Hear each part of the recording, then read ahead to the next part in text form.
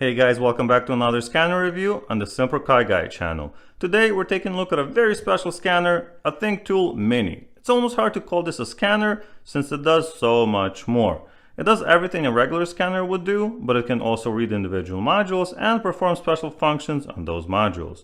It has built-in 16 service functions such as the brake fluid bleeding, engine oil reset, injector coating, and more. It is also a true bidirectional diagnostics tool, as it can actuate pretty much anything on your vehicle, starting from electrical fans to water pumps to triggering injectors to turning on individual lights within your headlight and so much more. Not only that, it also does coding, which means you can enable features in your car that it did not come with. And looking at it physically, it is a very well constructed device with great battery life.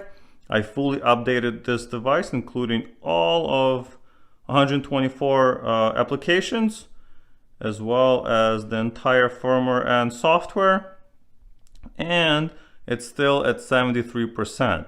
I also used it for about 2 to 3 hours after updating it, so the battery life on this is great. And as I said, it's pretty ruggedly built. You have a very nice handle in here, so you can use it with one hand. You don't have to kind of hold it with both hands. You have a little I/O pocket in here, so you have your plug-in for charging and another USB port. Also, it is expandable, so you can get printers and scanners and thermal scanners and everything else that goes and plugs in here. It comes in a very nice case, which we would expect with a nice scanner like this that is soft touch and fits everything that you need, and a well-written manual, which very thankful for.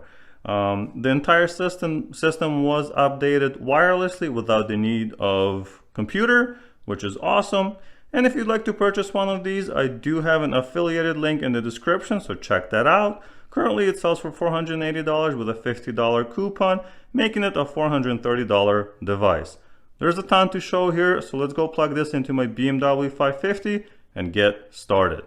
We're sitting in my car now, and I do apologize if you hear the engine noise or anything like that. I am running my car just to stay warm since it's really cold outside.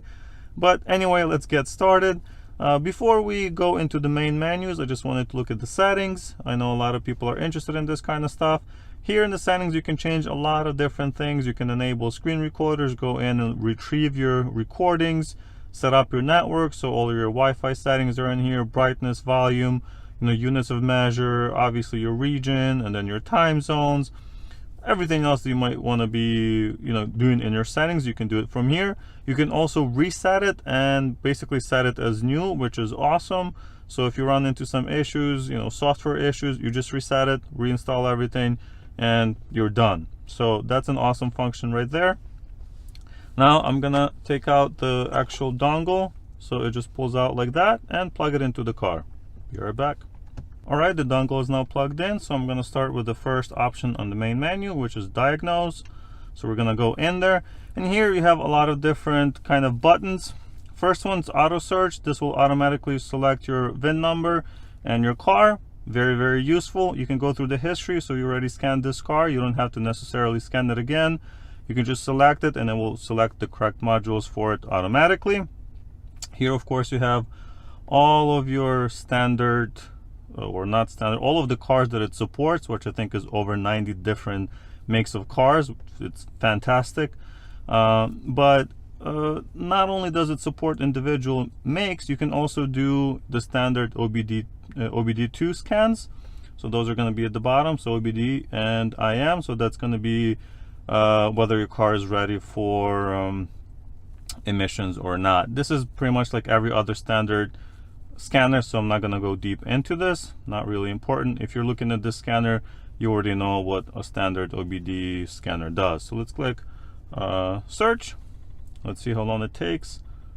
One thing I have noticed about scanners is that it's very fast compared to other scanners. It's kind of amazing.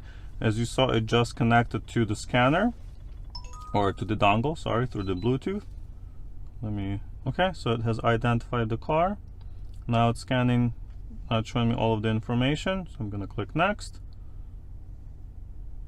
And it says it's going to switch off the car and then turn it back on while scanning all of the modules.